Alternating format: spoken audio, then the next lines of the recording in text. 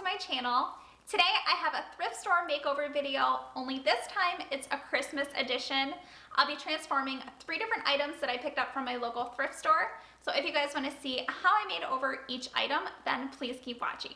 For the first DIY, I'm making over a Christmas sled. I picked this cute little sled up at Goodwill and I paid $2.99 for it. Overall, it was in really good shape. The paint on it was a little bit chipped up, but I knew that I could transform it into something that would fit with my Christmas decor that I have in my home. What I'm first doing to transform it is I'm painting both of the legs of the sled with the folk art chalk paint in the color Tuscan Red. I did have to do 2 coats of this paint on both of the legs. I really love this red because it's a little bit more of a deeper red and it goes really good with rustic Christmas decor.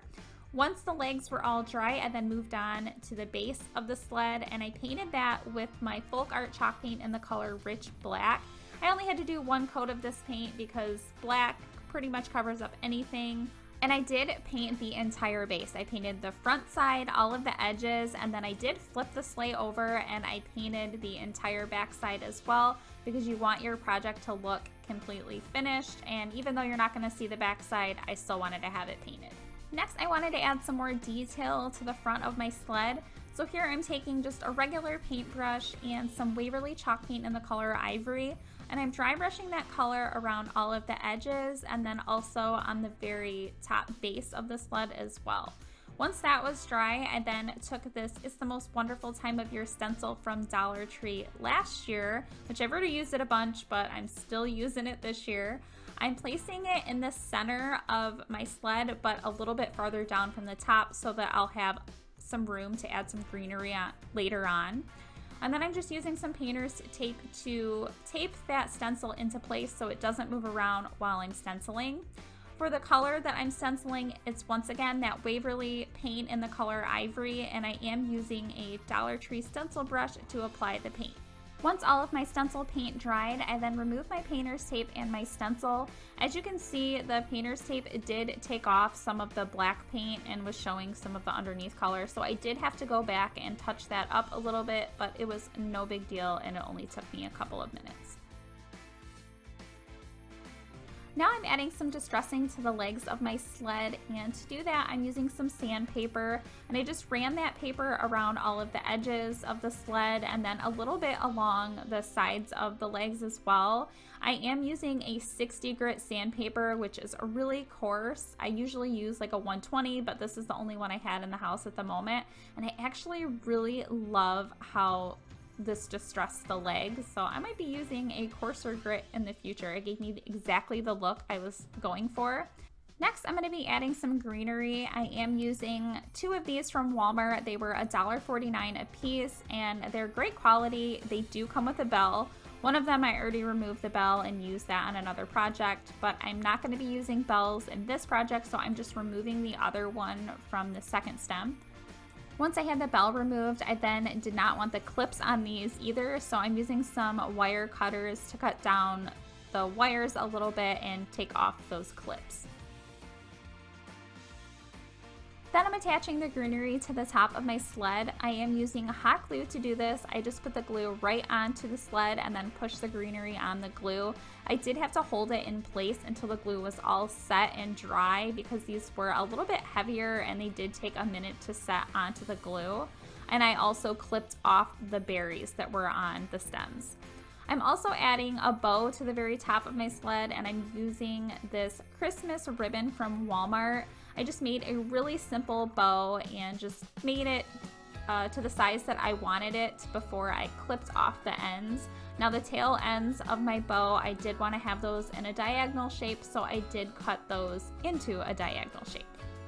I then used hot glue to attach the bow in the center of my greenery, and I was going to leave it as is, but I had these little pine cones from Dollar Tree laying around and I thought they would be really cute around the bow, so I just hot glued some of those around each side of my bow. Then for the last step, I did end up hot gluing those berries back onto the greenery because I thought that pop of red would just be really cute. And this is my Christmas sled all finished. I cannot believe I only paid $2.99 for this, and I was able to transform it into something that would go in my home with all of my rustic Christmas decor. I love thrifting so much. This would have cost so much more if I would have bought it already finished in a retail store.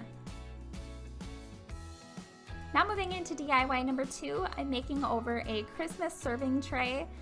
This tray I found at Goodwill. It is a completely wood tray. It was $2.99 and it's fairly large, and I was really excited when I found it because I knew I could make something really great out of it. To transform it, I am starting out by painting it with the Waverly chalk paint in the color Ivory. I did have to do 3 different coats of this paint to get everything all covered up. It had like old paint marks and stuff on it, so I did have to do several coats of this paint. I did paint the front, all of the sides, and then the back side as well because I wanted this to be an entirely finished project. After my paint was all dry, I knew I wanted to have it look really distressed and rustic like the rest of the decor in my home. So I'm taking the 60 grit sandpaper and I'm running that along all of the edges of the tray. And then also on the bottom base part of the tray, I'm doing the sandpaper, but I'm only doing it in the up and down motions to make it look pretty consistent. I didn't want to have streaks everywhere, so I just did it in the up and down. And then to add a little bit more distressing, I'm using my folk art chalk paint in the color Java on a chip brush, and I'm dry brushing this color along the entire tray, pretty much in the same spots where I sanded, and just randomly placing more paint in spots than others, again to give it that really nice distressed rustic look. And I did do this dry brushing technique on all of the edges, the front side, and the back as well, again to keep everything nice and consistent. Next, I'm using this fresh cut Christmas tree stencil that I picked up from Amazon. It did come in a pack of stencils, and I will have those linked down in the description box. I'm placing it in the center of my tray, only it was a little bit too large since the edges of my tray are round, so I just cut the edges of the stencil off so that it would fit in my tray. Once I had it all centered, I then used some painter's tape around the edges of the stencil to hold it into place so that it doesn't move around when I'm painting.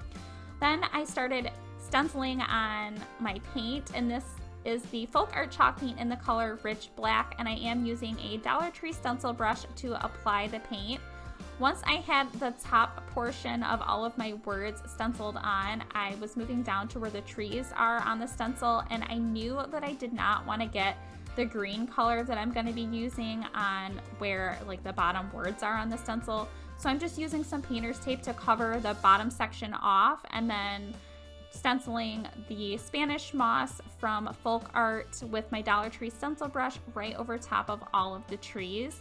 Once I had the trees all painted, I then removed the painter's tape and then continued stenciling the underneath words in that same folk art chalk paint in the color ink. Or not ink, I'm sorry, Rich Black. Then once the paint was all dry, and then removing all of the painter's tape and the stencil from the tray. Here is my Christmas tree serving tray all finished. This looks so high-end.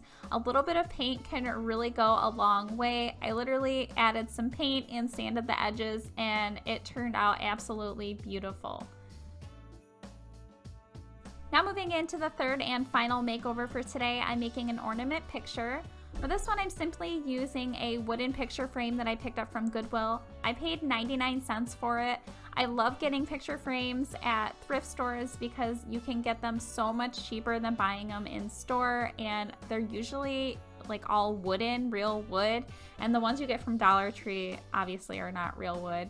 So to start out, I'm painting mine with that Waverly chalk paint in the color Ivory. I did 2 coats of paint on the entire frame. Once that was dry, or while that was drying, I took 6 of these large popsicle sticks, and I also painted those with that same ivory colored chalk paint. And I only did the front side of the popsicle sticks because the back side you're not going to see, so I did not waste any time painting those. After the ivory color was dry, I knew I wanted to have these distressed, so I'm taking some of that folk art paint in the color Rich Black, and I'm dry brushing that around the edges and then the front side of all of my popsicle sticks. Next, I'm attaching all 6 of the sticks on the back side of my frame, and to do that, I'm using hot glue on the top and bottom of each popsicle stick, and then just pressing those down on the back side of the frame. For this project, I'm also going to be using this unfinished Merry Christmas wooden ornament that I picked up from Michael's. It says it was $1.99, but I'm almost positive I only paid $1 for it. I think it was half off.